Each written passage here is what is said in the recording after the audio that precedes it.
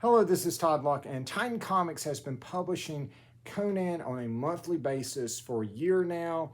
Yeah, I know, these young barbarians, they grow up so fast.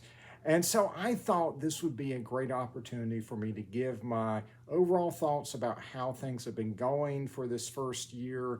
And I will be talking about some spoilers that I couldn't talk about in my non-spoiler reviews, but that's going to be a little later in the video. I will give you a spoiler warning, but first I just want to give kind of overall thoughts on their Conan comics.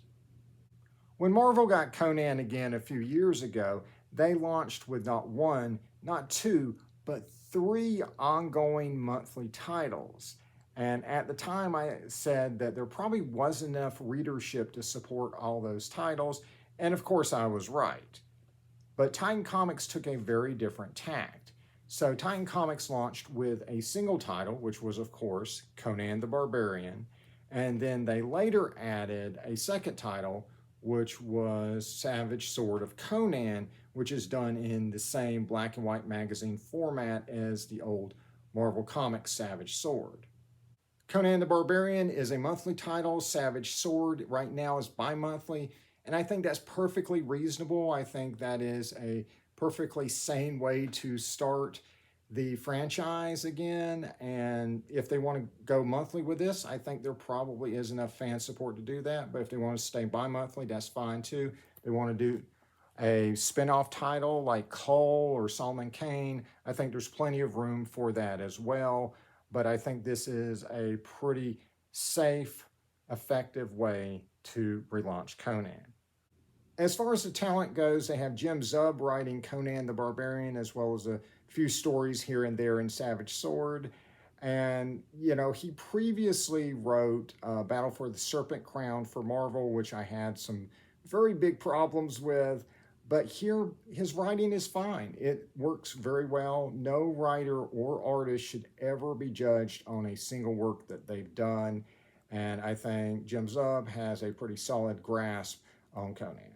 As far as artists goes, we're alternating between two artists, Robert De La Torre, who does some fantastic work that is reminiscent of the classic Conan artists for Marvel, John Buscema. And the other artist on the series is Doug Braithwaite, who delivers these artistic tour de forces with colorist Diego Rodriguez, every other plot line. And I gotta say, I have wanted to see this artist on Conan ever since I first saw his work on Thor over at Marvel, and he's perfect. And I gotta say that his inclusion is one of the things that have kept me going on the single issues of the series. Originally, I planned just to get the first 4 issues as far as single issues and then switch over to digital or trade. But the Braithwaite art, I mean, I've always wanted to see him on Conan, so I had to put my money where my mouth is. The creative lineup they've had on Conan the Barbarian has worked really well. And as far as being able to see other writers and artists outside of those 3 get a hold of Conan, that's what we have Savage Sword for, which has a variety of different creators who get a chance at doing Conan. Really, the only real minor complaint that me and a lot of other fans have had is the covers. They look great, but it's kind of redundant, right? The covers have been various artists just drawing Conan standing there, holding a weapon. Sometimes he's with Bullied, a lot of times he's alone, and it's just hard to tell these covers apart. They don't have anything to do with the interiors, but they are addressing that, and the current plot line involving the Frost Giant's daughter does look like it has covers that are much more varied and much more involved with what the comic is about. In an industry where comic companies are both cutting corners and raising prices, Conan continues to hold the line at being a $4 comic that feels like a premium experience. It has nice, thicker cover stock. It has nice, thick, premium filling paper on the inside. It has 22 pages of story when most comic books only have 20 pages at this point. Sometimes there's a letter column in the back, which is extremely rare in modern comics, called chain mail. And in every issue, you get these wonderful articles on the works of Robert E. Howard and the world of Conan. And oftentimes these articles are illustrated and are just a really good extra bit of effort put into what was already a good comic. With Savage Sword of Conan, they've kept the format where it has a painted cover, and starting with the second issue, they switched over to a more durable, glossy cover stock that makes the paintings really pop, which is fantastic. You get 64 pages of story and art that includes comics and the occasional prose story, and it's printed on something fairly close to newsprint, but it's thicker and it works, but there have been some printing issues. So sometimes there isn't enough black getting on the page. In the first issue, this was noticeable. Second issue seemed fine. The third issue, it was back, but less bad. But that is a very minor gripe that I'm sure will be dealt with in an otherwise fantastic magazine. This is 64 pages for $6.99, and in an industry where there are comic companies charging $5 for 20 pages, that's really good, guys. There's very little filler in here. This is a very, very good magazine. So I'm impressed with the format. I'm impressed with the talent. I'm impressed with the value for my money. But how do they execute it? What is the story that they're trying to tell us, and how are they going about it? So one thing I want to mention that's different from all the other launches of this character is that both Savage Sword and the regular ongoing color title are mature readers. When Conan originally launched, Conan the Barbarian, the color title was comic code and had to be suitable for all ages.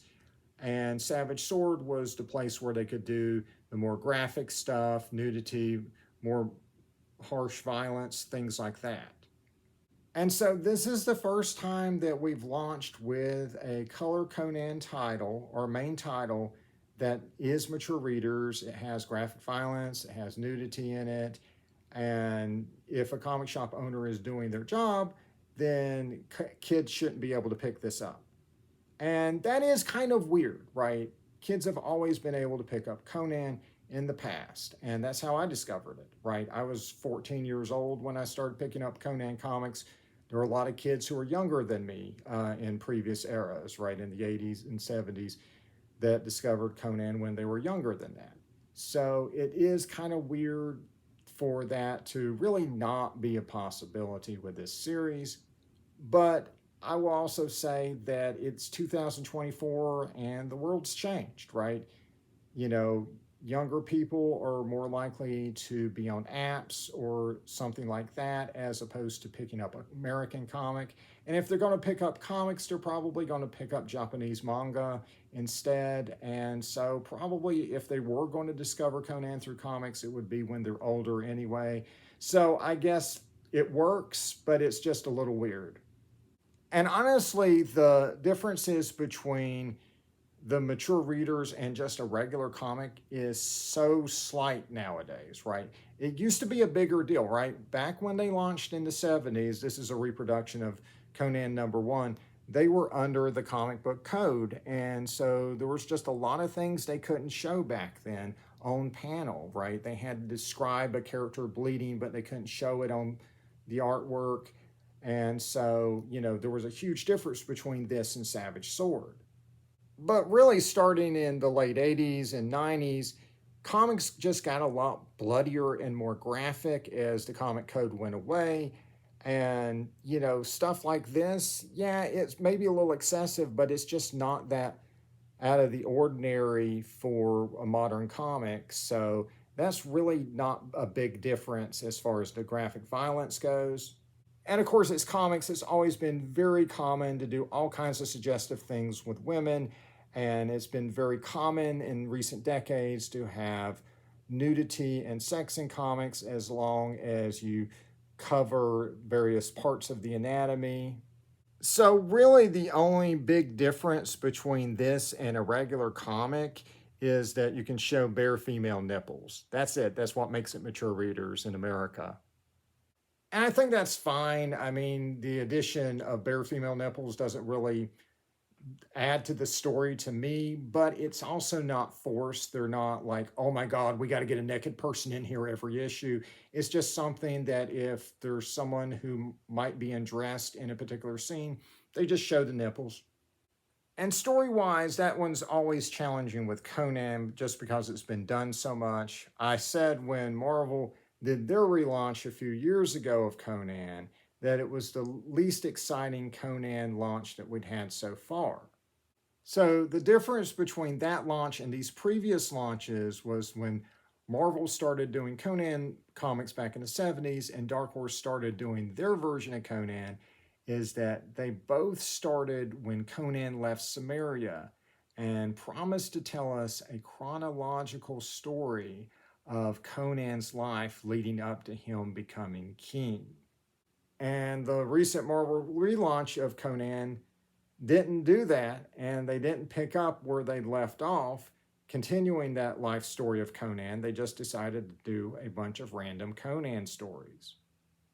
And so when Titan started their Conan, which began with Free Comic Book Day Conan and then led into the ongoing series, they chose to do random stories. Now they're tied together, but they're still kind of random stories set in different parts of Conan's life. And so technically, I guess this would be the second least exciting launch of Conan. But I think I got to grade this one on a curve and just take into consideration what is happening in modern comics. So I don't think that what made those first two launches for Marvel and Dark Horse so exciting can be replicated in the current comic industry post-COVID. Unfortunately, the pandemic cemented a lot of trends we've been seeing happening in recent years. So comics are put out about 4 or 5 issues at a time because they have no idea if they're going to last past that long. And even the ones that are very successful and that last a few years, they're going to go a few years and then they're going to have a different creative team come in and take them in a completely different direction. So unfortunately, I do not think that you could plausibly do a series that is going to tell one person's life story over a series of decades. That's just not going to happen in today's industry. No one would buy that that's going to happen, that you could stay the course with a character for that long. And so I think Titan Comics is doing the best they can with that reality. So they are telling random stories from Conan's life. And the ones that were in the first year of the Conan the Barbarian series are tied together by this thing called the Black Stone. And that's going to lead into the crossover that they've got coming up, Battle for the Black Stone. But the individual stories are these kind of high concept but safe stories with the character, right? There's no, let's put Conan in Las Vegas, let's kill Conan, right? These are stories that are kind of catchy and have memorable premises, but they aren't going to break the context of the character. And so while I would love to see something innovative and unexpected that would just knock my socks off with Conan, you rarely get that, and it's just kind of baked into the source material, right? Robert E. Howard did a very good job of establishing exactly who the character is, and he's always been that same character no matter what comic book company has had him. And he also did a great job of establishing who Conan is as far as his past and his future goes, right? He has a timeline that is set in stone. And so I think that's always made doing the unexpected with this character very difficult. And so what you have to do is do the expected, but in a very entertaining way. And I think Titan Comics has done a good job of it. The problem to me is that there's just so much Conan out there, right? I think I counted maybe over 800 Conan comics, if you count the magazines and the graphic novels and all that. I mean, there's just so much material out there. We've all read so many Conan stories, if you're like me and you're a longtime fan. And so Conan has kind of become the comfort food of barbarian comics, right? He's kind of like the Big Mac of dark fantasy. But just because a comic is familiar and somewhat predictable doesn't mean it can't be really good. And so let's get into some story specific spoilers. All right, so Conan the Barbarian 1 through 4 is essentially Conan versus Army of the Dead. He returns to Samaria, is being overrun by an army of zombies, which is a pretty cool idea. And so the zombies are being controlled by the less devolved ancestors of the Children of the Night. And so, since the stories that Robert E. Howard wrote with the Children of the Night, which were set in historical times, does say that they have devolved from a species, it is, I guess, natural to show them in their less evolved form that they would have existed in earlier times. But this story actually goes so far as to actually give the Children of the Night an origin and explain why they are humans with scaly skin. And in this origin, it says that they were granted this through magic. They worship this dark idol made of black stone, and it granted them the ability to rip off their skin and become these half serpent, half man creatures. So personally, I wouldn't have done an origin for Children of the Night. I feel like it's just a mystery that didn't need to be solved, right? I think that when you're doing horror, a lot of the time, the mystery, the unknown is what makes it so scary. But if you put a gun to my head and made me give the Children of the Night an origin, it wouldn't have been through magic, right? I think probably the more natural origin in the context of other Robert E. Howard stories and other Lovecraft stories, which inspired Robert E. Howard stories, would be that they were half breeds. They were the result of humans mating with serpent men. It was also a little awkward how the Pictish warrior woman, Brissa, just disappeared between scenes and they declared her dead. But I suspect that's going to lead into something in Battle for the Black Stone, and whatever happened to her that we didn't see will be shown.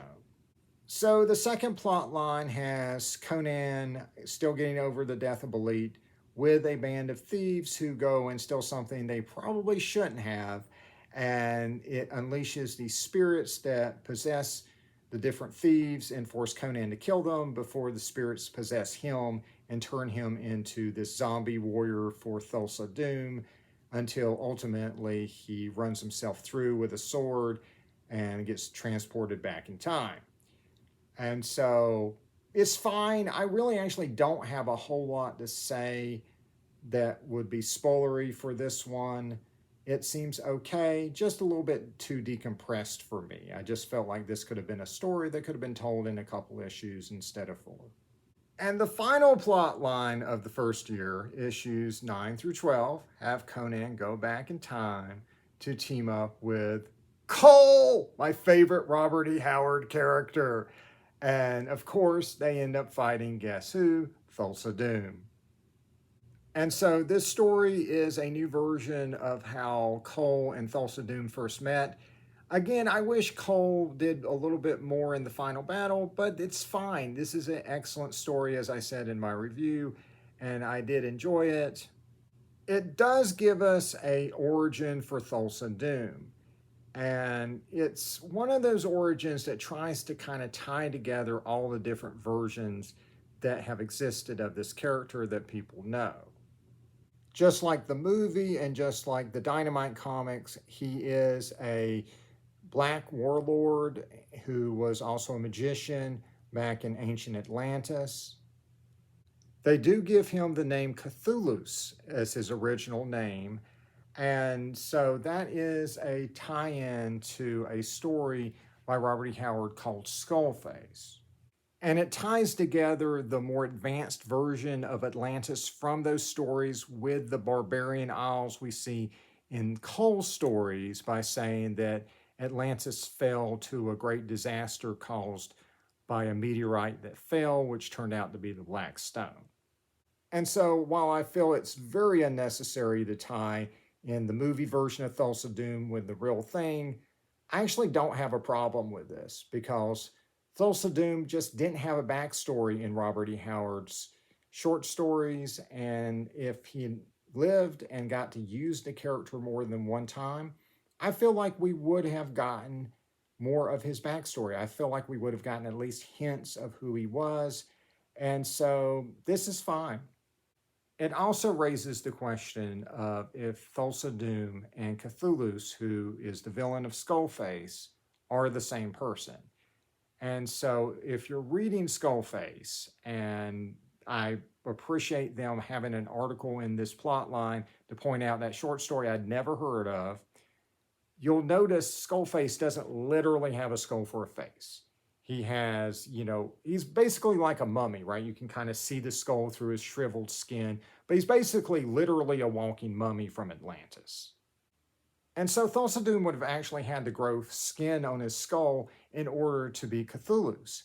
However, he is a wizard and he can take many different forms and he can possess people. And so it is entirely possible that those two characters are connected. And considering Battle for the Black Stone is going to have stories that span different eras, I suspect that there will be a connection, or perhaps we will find out that those two characters are indeed the same person. By the way, if you do read those old Robert E. Howard stories that are recommended in those articles, do be prepared for a little bit of dated language and ideas.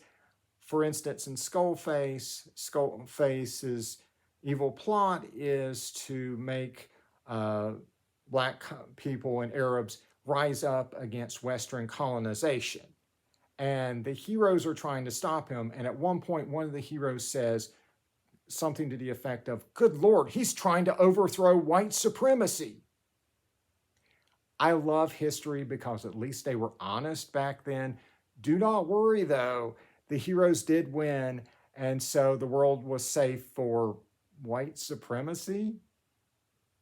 And so moving on to Savage Sword, I would just say it's a good mix of different stories from different creators. I still don't really have much to say about the story in this first issue. It's pretty run-of-the-mill Conan stuff, and I just don't have really much to add to it other than it's fine. So moving on to that second issue, I thought the action part of this story, the Lovecraftian villains here, were just kind of okay. It still feels kind of run-of-the-mill as far as the fantasy action part of this story goes. But I felt the subplot with the wounded Conan having to recover from a grievous injury was excellent and made this a unique and memorable story, especially that scene with the wolves. That's definitely the best thing that Jim Zub has written with Conan, is this scene.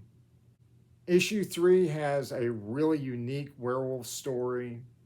Conan walks into a bar and gets in a fight with these creepy people, and then turns into a werewolf who murders his horse. I'm not sure what it is with horses dying in this magazine. And then Conan has to go on an epic quest to kill all the werewolves in the region until he finds the pack leader, because if he kills the pack leader, he becomes human again. And so it's like Highlander, but with more body hair. And then at the end, he walks into a similar bar. This time, it's instead of wolves, it's decked out in reptilian creatures. And Conan just says, "By Crom, just no," and walks out. Great gag, one of the very few times I have laughed out loud at a Conan story. Good job. And it's hard to overstate how wonderful both the story and the art is for Patch Searcher's Solomon Kane backups. He has one more that will run in issue 4. Unfortunately, there's nothing listed for issue 5, so I certainly hope he gets like a mini series or something. I hope this is not the last time he gets to do Solomon Kane. So I think Titan Comics is doing an excellent job with Conan. Originally, I was just going to get the first plot line to try it out, and then I was going to switch over to trade paperback or digital. And again, Doug Braithwaite doing the artwork kept me going another plot line, and then I found out Cole was going to be teaming up with Conan in the next plot line, and I had to get that. And so they do a really good job of finding a way to grab you and keep you reading. You know, a lot of series have jumping off points. This has a lot of points that will grab you and just keep you going. And that's a great, great way. I'm sure at some point I will be switching over to digital or whatever, but right now I'm collecting it on a monthly basis. I am not planning to do further reviews of the individual issues of Conan the Barbarian because I've done enough of those. At this point, it's a very stable series. It's a good series. If you like Conan, try it. I will continue to do the individual issue reviews of Savage Sword because every issue of that is different. And I will be doing a review of Battle for the Black Stone when that comes out. All right, guys, like and subscribe for more videos. And until next time, see ya.